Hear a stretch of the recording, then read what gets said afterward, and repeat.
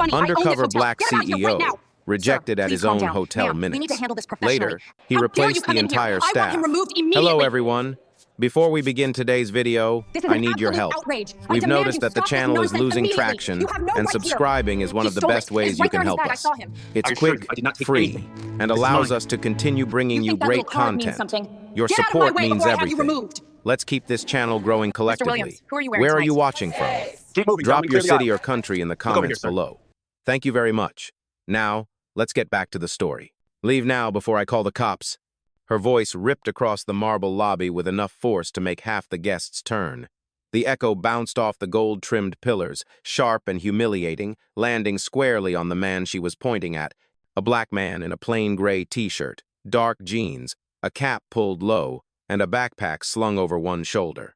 He didn't move, didn't flinch, didn't even blink. He just stood there, arms crossed loosely over his chest, gaze steady, the kind of stillness that made the outburst look even worse. Security stepped in fast, one hand pressing against his shoulder, palm flat, ready to push him backward if he dared breathe wrong. Around them, people reacted the only way modern witnesses do, phones up, recording, whispering, waiting. The manager, tan suit, hair pulled into a tight knot, eyes blazing, leaned forward until she was a foot from his face. "You heard me," she snapped, jabbing a finger toward his chest.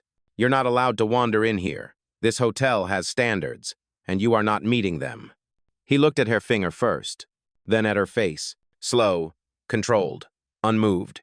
Behind the counter, two receptionists froze. The bellhop swallowed hard. A businessman in a navy suit mouthed "wow" as he lifted his phone even higher. But the black man remained silent, utterly silent, the kind of silence that makes the aggressor louder, uglier, more exposed. The manager's voice rose again, sharper, desperate to fill the space his calm created. "Don't pretend you didn't hear me. You don't belong here, so let's make this easy. Walk out on your own before I have security drag you out." Security's grip tightened, fingers pressing into his upper arm. He glanced at the guard, not annoyed, not afraid, just acknowledging the pressure, then returned his focus to the manager. The room held its breath. "Before we continue, where are you watching from? Drop your city or country in the comments below. And if you believe dignity deserves a voice, hit like and subscribe. These stories spark change. And we're glad you're here. Now, back to him." She stepped closer, so close her perfume mixed with the lobby's polished wood scent. "Last warning," she hissed. "You have 10 seconds to walk out." He finally uncrossed his arms. Slowly, deliberately, not a reaction, a choice. The security guard stiffened, shifting his stance. Phones zoomed in. The lobby went quiet enough to hear the soft hum of the chandelier above them. The black man's voice arrived, calm, quiet, almost gentle, but stronger than her shouting. "Before you count," he said, "are you certain you want to finish this conversation?"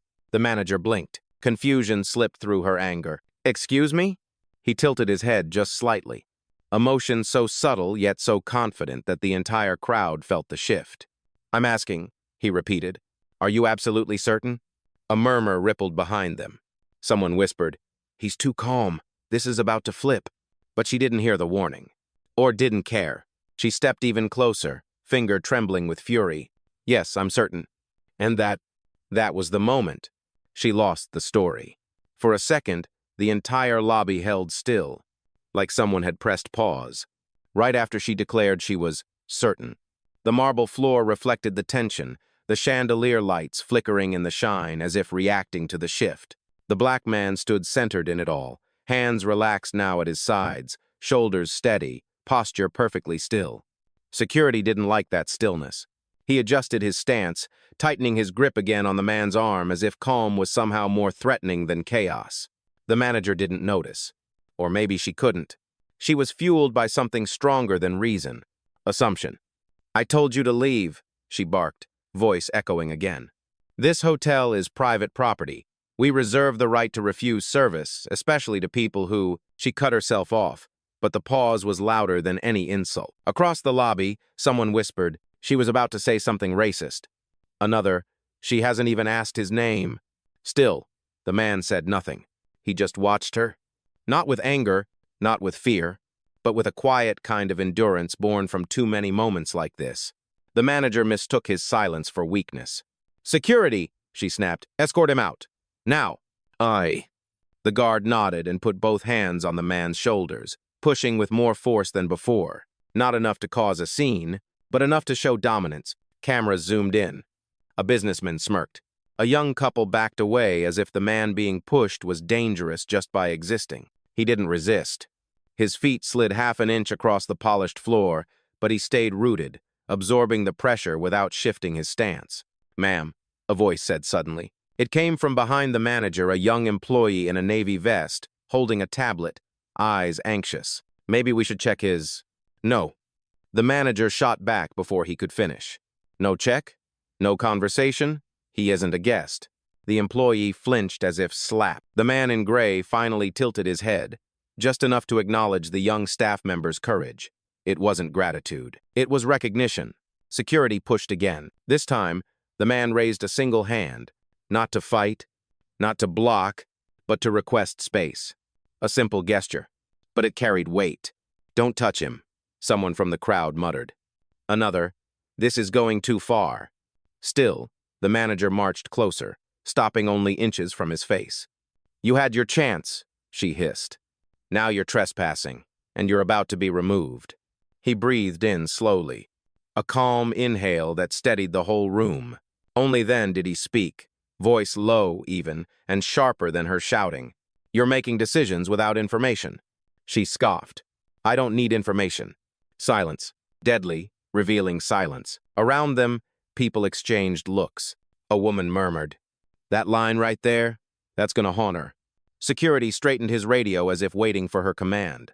The manager raised a hand to give it, but the black man lifted his chin slightly, just slightly, and said the sentence that made the air drop 10 degrees, then you're not qualified to manage this property. Her face twisted. Excuse me? He didn't repeat it. He didn't raise his voice. He didn't need to, because every camera caught the moment she realized she still didn't know who she was talking to. And that ignorance was about to cost her everything. The manager froze for a beat, not because she understood, but because no one had ever spoken to her that calmly while she was mid-tirade. Not qualified? She snapped, voice rising. You walk in here dressed like this, loitering in the lobby, refusing to leave, escalating with security. And you have the nerve to question my qualifications? Her words ricocheted off the marble walls, each one sharper than the last. The black man stayed completely still. Phones lifted higher. A cluster of guests drifted closer, pretending to check in but clearly watching. The security guard tried once more to push him back. No progress. Not because the man resisted, but because his presence was immovable. The manager mistook that for defiance. Sir, she spat the word like an insult. I don't know what game you're playing, but it won't work here. We run a luxury establishment, high-value clientele. Not. She cut herself off again, too close to saying what she really meant. A gasp came from someone filming. Finish your sentence, a woman from the crowd murmured. But the manager didn't dare. Instead, she doubled down. You are disrupting hotel operations. You are intimidating my staff. You are refusing to follow lawful directions. That is grounds for removal. The man raised one eyebrow. A souple question, a controlled challenge. Intimidation? He echoed quietly. His tone wasn't mocking. It was reflective, like he was analyzing the structure of her accusation and finding every hole in it. The employee with the tablet from earlier spoke up again, hesitant. Ma'am, maybe we should at least... Not another word, she snapped, silencing him. He shrank back, eyes filled with apology. Not for the manager, but for the man she was targeting. The black man shifted his stance at last. A small movement, a shift of weight, a grounding, and with it, the lobby's energy slid further toward him. The manager didn't feel the shift, but everyone else did. A tourist whispered to his partner, he's not scared at all. Partner, he doesn't look like a trespasser. He looks like... They didn't finish, but the implication hung heavy. The manager began pacing, agitation leaking through her movements. You think you can intimidate your way into a room? Dress down, act disruptive, scare the staff? I've seen this before. People coming in trying to scam upgrades, threaten lawsuits. Well, not today. He exhaled slowly, as if granting her the floor one last time. Then came her fatal mistake. She pointed to his backpack. That bag? Security will search it. Right here. Right now. The security guard hesitated. That's against policy. We can only search with consent.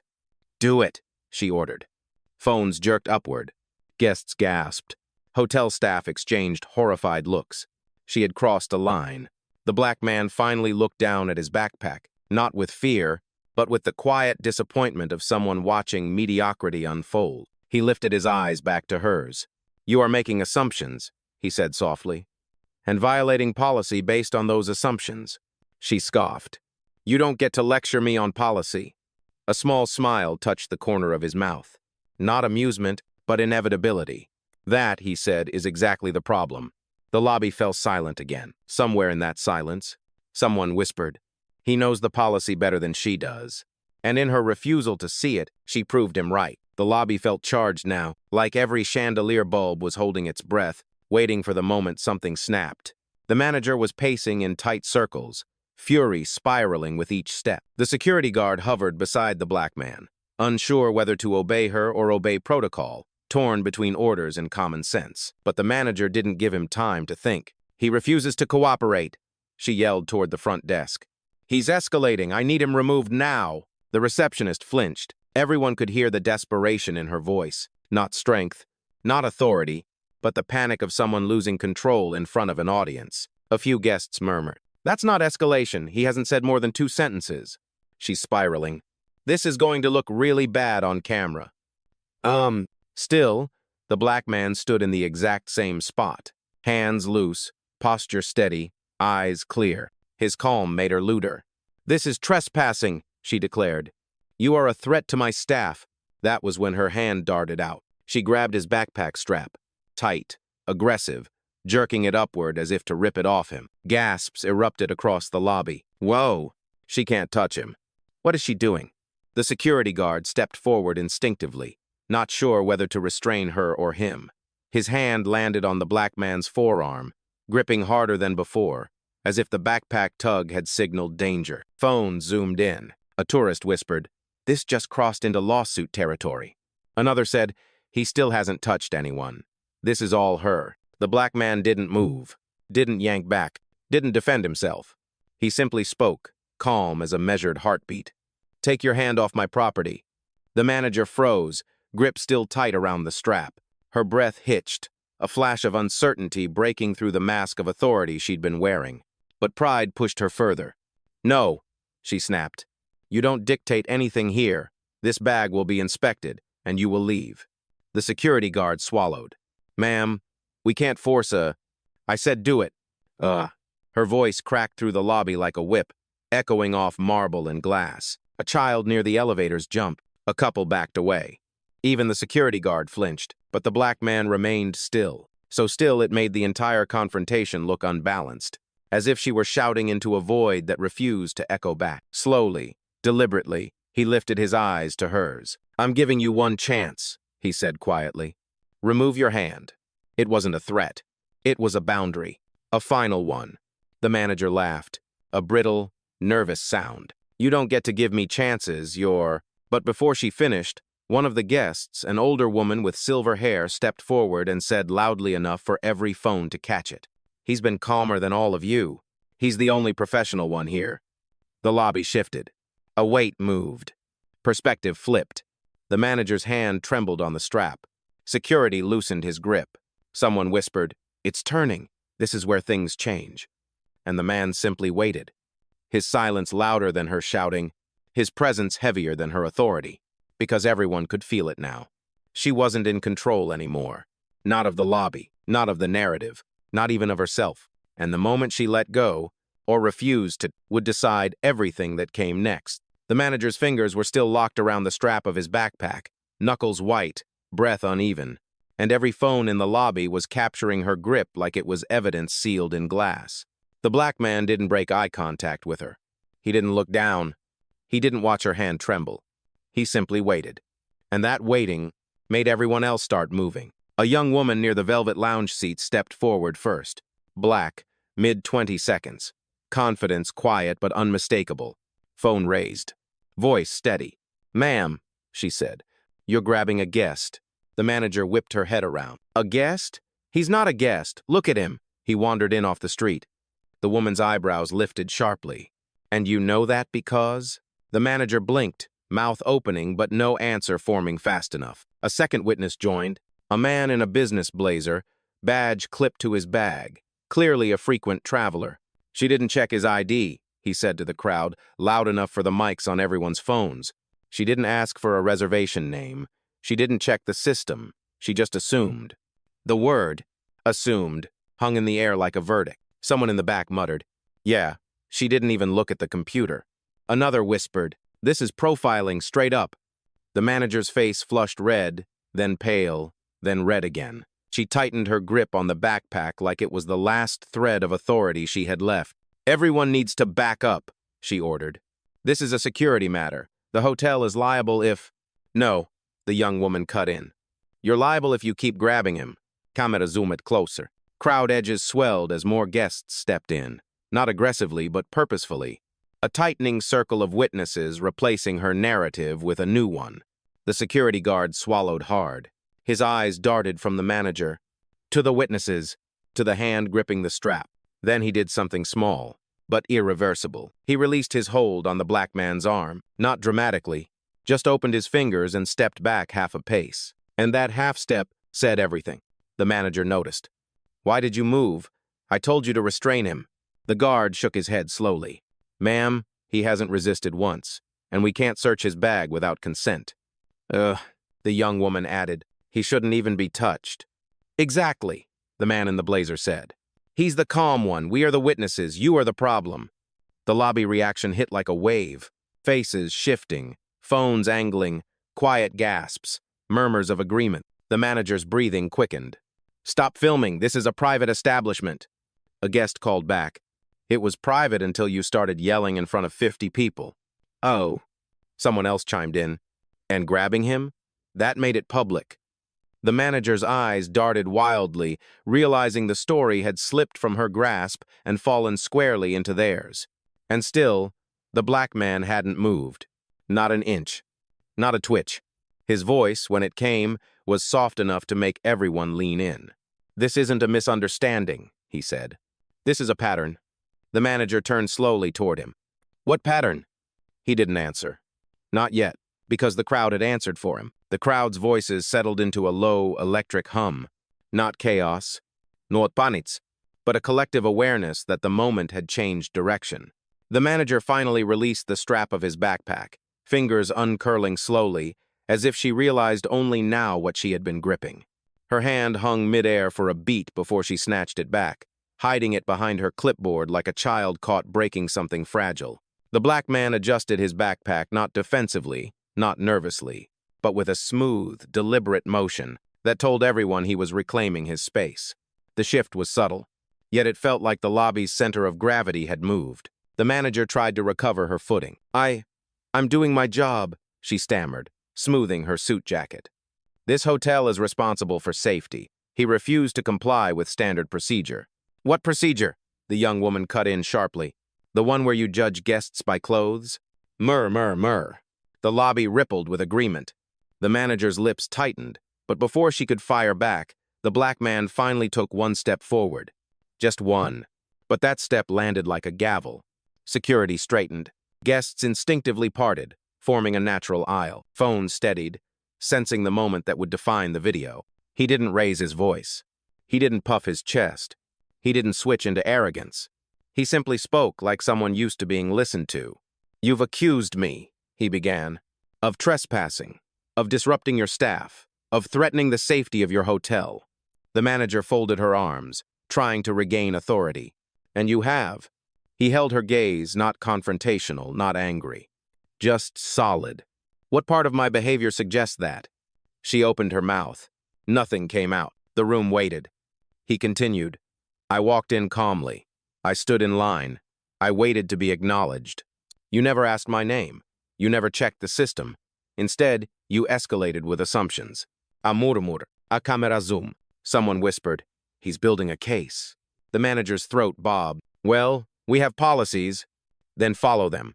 The sentence struck with such clarity that a few guests actually exhaled. Security nodded before he could stop himself. She didn't follow intake protocol." The manager snapped toward him. Whose side are you on? He lowered his voice. The legal one. A sharp intake of breath fluttered through the crowd. The black man turned slightly, addressing the room without raising his volume. Everyone here saw what happened. You watched my behavior. You watched hers. You know which of us escalated. The young woman lowered her phone just enough to show her respect. Yes, we do. The manager's voice thinned. You can't come in here demanding special treatment. He shook his head. I didn't demand anything. I didn't say a word until you grabbed me. Silence again. Heavy, decisive, unavoidable. She backed up one step. Tiny, involuntary, telling, and that's when he reached for his pocket. Slowly, deliberately, zero aggression. Security tensed, but the man raised a calming hand without looking at him. I'm going to show you something, he said quietly, so you can understand the weight of the decisions you've made today. The young woman whispered, oh, this is it. The crowd leaned forward as he withdrew. A slim black leather pouch with gold lining. Elegant, understated, corporate. The kind of object only very few people carry, and only one person in this lobby understood the significance of it. He tapped the pouch lightly against his palm, then he looked the manager dead in the eyes. You should pay attention now. The lobby snapped into absolute silence, because everyone could feel it. The reveal was coming. The black leather pouch rested in his hand like a quiet threat. Not loud, not flashy, but heavy in the way truth is heavy right before it drops. The manager eyed it with suspicion. What is that, some kind of ID? Because if you think... He opened it. Just a few inches. Just enough. A slim metallic card slid into view. Matte black with a reflective gold edge. Minimalist but unmistakably executive. No name visible. No need. The moment that gold trim caught the lobby lights, a hush rolled through the room like a wave. A guest whispered, "Oh, he's somebody." A second added, "That's not a regular membership card." The manager blinked twice, stepping back half a step, a tiny retreat, but a visible one. What? What is that supposed to be? Her voice had lost its sharp edge. It cracked around the vowels. He held the card between two fingers, steady, deliberate. Something, he said. You should have seen before deciding I didn't belong here. The manager sputtered. I don't have time for theatrics. This doesn't prove anything. Anyone can buy a fancy card. A quiet laugh came from one of the employees behind her. Not mocking. More like someone who suddenly understood the size of the mistake unfolding. The young woman witness stepped closer, eyes narrowing. That's not a card you buy. That's corporate level. The man in the blazer nodded. Executive tier, maybe higher. The manager's throat tightened. Her eyes bounced from the card to his face, to the crowd, then back to the card. He watched her process it, then delivered the sentence that pierced the last illusion she was holding. This is an owner access credential. She froze. No breath, no blink. Just absolute icy stillness. Then very slowly, as if her brain was buffering through shock, she said, "Owner of what?" He didn't smile. He didn't gloat. He didn't need victory to taste sweet. He simply answered like someone stating the weather. This property. Gasps snapped through the lobby. The receptionist slapped a hand over her mouth. Security's shoulders dropped. A bellhop whispered, "No way." The older woman who had defended him earlier nodded. I knew it. The manager's knees wobbled, but pride forced her upright. That can't be. You don't look. She stopped herself too late. Every phone caught it. Every witness heard it. And the black man let the moment sit there, exposed, undeniable. Then he closed the pouch with a soft, final click. I wasn't asking for special treatment, he said. I wasn't even asking for recognition. He stepped closer, not aggressively, just enough to reclaim the space she had invaded. I asked for basic respect. You denied me that before you asked a single question. The manager tried to speak, but her voice fractured. I didn't know. He nodded once. That's exactly the issue. Silence folded over the lobby like velvet. The reveal was complete. Not shouted, not forced, just truth, delivered cleanly. And for the first time since this began, everyone knew exactly who held the real authority in the room. The lobby no longer felt like hers. It felt like his. The manager stood frozen, eyes wide, breathing sharp and uneven as though her body was trying to catch up to a reality her pride refused to accept. Owner? She whispered again, as if the word itself cut her throat. The man didn't confirm. He didn't need to. Everyone else had done that for him. The security guard stepped back fully now. arms lowering from a defensive stance into something closer to respect.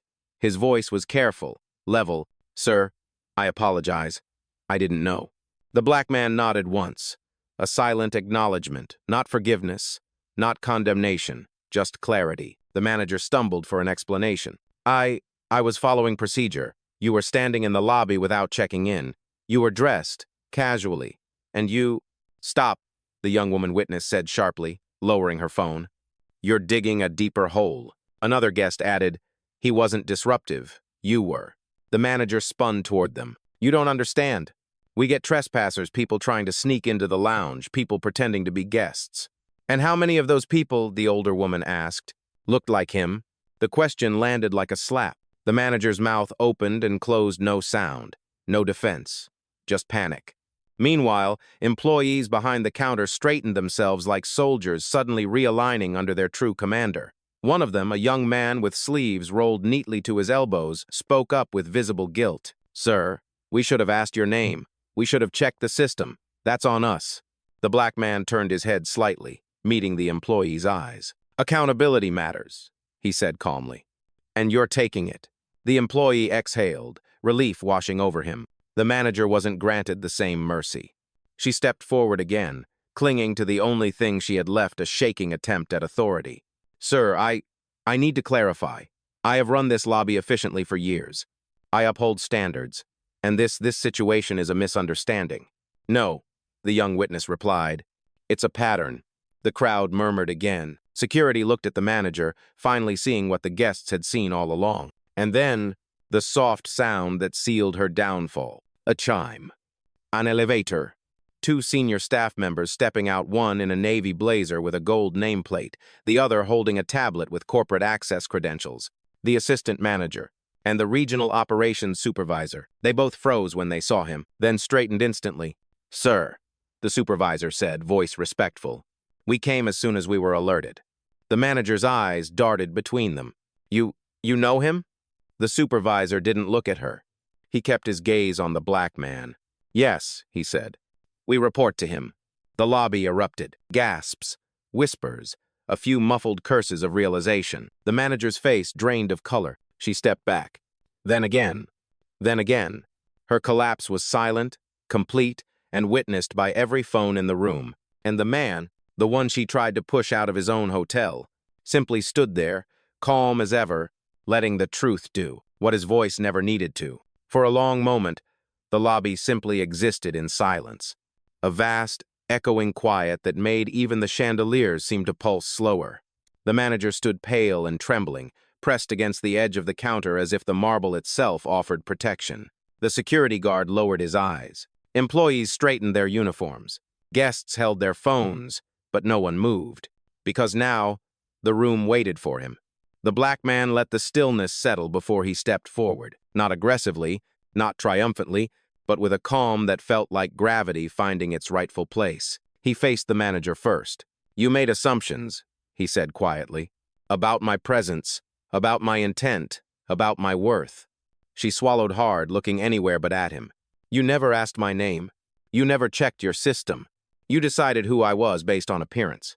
A murmur rippled across the crowd. He continued, voice even, not rising an inch. "And when you felt your assumptions slipping, you escalated. You grabbed me. You violated protocol. You created a scene that your staff, your guests, and your cameras all witnessed." Her eyes darted to the phones, the dozens of glowing screens recording her downfall. He shifted his attention to the room. "I didn't speak," he said. "Not because I didn't know how. Not because I was intimidated. I stayed silent because I wanted to see how far your assumptions would go." The older woman near the lounge nodded approvingly. The assistant manager and regional supervisor both stood straighter, listening like students in front of a master class. He turned slightly, taking in the entire lobby. "Respect is not a service you offer only when it's convenient," he said. "It is the foundation of hospitality. It is the foundation of leadership." The crowd held on every word. "And today," he added, "that foundation cracked." The manager let out a broken whisper. "Sir, I'm sorry." He didn't nod. He didn't soften. But he didn't humiliate her either. "An apology isn't the correction," he said. "Change is." The regional supervisor stepped forward, head lowered in acknowledgement. "We will begin a full internal review immediately, sir." He nodded. It was the first gesture of approval he'd given since stepping into the lobby. He turned back to the employees behind the desk. "You're not responsible for her choices, but you are responsible for what you do after witnessing them." Ugh. The young employee with the tablet swallowed, then said, "We'll do better, sir. Truly." He accepted that with a slight shift of his chin. He didn't need applause. He didn't need validation. He didn't need to raise his voice. His presence was the lesson, and everyone, from guests to staff, to the woman who had shouted at him, felt it. The young witness lowered her phone and breathed out slowly. "That," she said to no one in particular, "is what accountability looks like when it's done right." The black man didn't respond. He simply turned toward the elevator corridor, ready for what came next. And behind him, the lobby, the same lobby where he'd been treated like an intruder, now stood still in a silence that sounded a lot like respect. The lobby slowly resumed motion, but not the same motion as before. Not rushed, not chaotic. Measured, careful, corrected. Employees behind the counter straightened their ties, fixed their posture, spoke in softer tones as if they suddenly remembered where they worked and who they worked for. Guests lowered their phones, but continued watching the black man as he crossed the lobby, not out of curiosity, but out of respect earned in real time. The regional supervisor walked beside him, steps crisp. "Sir, we've secured a private meeting room if you prefer privacy before the review team arrives." "I don't need privacy," he replied. "I need accuracy." The supervisor nodded quickly, adjusting his tablet. Behind them, the assistant manager quietly directed staff to resume their duties, though their eyes stayed locked on him every few seconds, learning, recalibrating, reconsidering everything they'd thought about who belongs in their world. The manager, still standing near the counter, looked like she'd shrunk 2 sizes. Her hands shook. Her voice barely held together. "Sir, if there's anything I can do to—" He didn't stop. He didn't turn. He didn't punish her with attention. He simply answered while walking past. "Listen and learn." Those 3 words hit harder than any raised voice ever could. Security stepped aside, clearing his path, almost bowing without meaning to. The young witness, the one who had spoken up earliest, gave him a soft, knowing nod. A shared look between 2 people who understood what quiet strength looks like. He nodded back once. Acknowledgement, not gratitude, not superiority, just truth recognizing truth. The elevator pinged. A polished brass door slid open, warm light spilling across the marble. A fitting transition like the building itself, understood he was stepping into the part of the hotel that had always belonged to him. The regional supervisor gestured him inside. "Everything is ready, sir." He stepped in.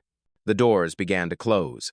And the last thing the lobby saw, the last frame captured in a dozen half-lowered phones, was a man who had never raised his voice, yet carried every inch of authority, like it was built into his very breath. The elevator rose smoothly, humming with a low, steady confidence, almost mirroring the man standing inside it. The regional supervisor kept a respectful distance, hands folded in front of him, eyes fixed on the glowing floor numbers as if afraid to meet the gaze of the person he answered to. A soft chime. The doors slid open. They stepped into a private executive wing, polished walnut walls, quiet carpeting, soft, recessed lighting, a stark contrast to the chaos downstairs. Here, everything felt intentional, controlled, professional. A meeting room waited at the end of the hallway, glass walls frosted for privacy, a long table, 2 corporate representatives already seated, one from HR, one from compliance. Both stood the moment he entered. "Sir," HR said, voice composed but reverent, "thank you for making time. We've reviewed the initial reports and are prepared for your statement." He nodded. "I'm not here to punish," he said. "I'm here to correct." They exchanged glances, relief mixed with responsibility. The compliance officer tapped her tablet. "We've pulled camera footage, lobby angles, audio logs, and staff statements. We'll document everything with transparency." "Good," he replied.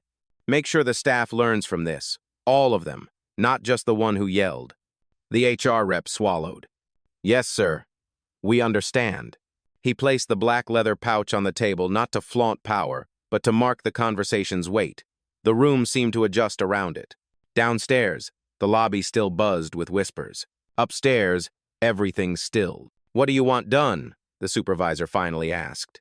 He considered the question not emotionally, not vindictively, but with the precision of someone who had navigated boardrooms far harsher than this. I want accountability, he said slowly. I want training. I want leadership that recognizes bias before it becomes policy. A beat. And I want this hotel to reflect the standard my name is attached to.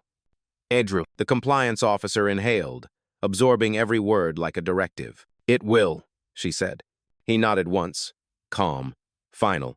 Because up here, away from the cameras, away from the stairs, away from the woman who tried to throw him out, his authority didn't need proving. It simply existed. The meeting began, and the hotel, for the first time that day, started moving in the right direction. The meeting wrapped quietly, no raised voices, no dramatic exits, just signatures, notes, a mutual understanding that the building would not run the same way tomorrow. When he stepped back into the executive hallway, the evening light had shifted, warm, low, reflecting off the walnut panels like a final curtain sweep. The elevator carried him down in silence. When the doors opened into the lobby again, the atmosphere felt different, not tense, not buzzing, just recalibrated. Staff stood straighter. Guests lowered their voices. The kind of hush that forms when people witness something that changes them a little. The manager was no longer at the counter. The young witness from earlier stood near the lobby chairs. She caught his eye and gave a small, respectful nod. He returned it just a slight tilt of his head.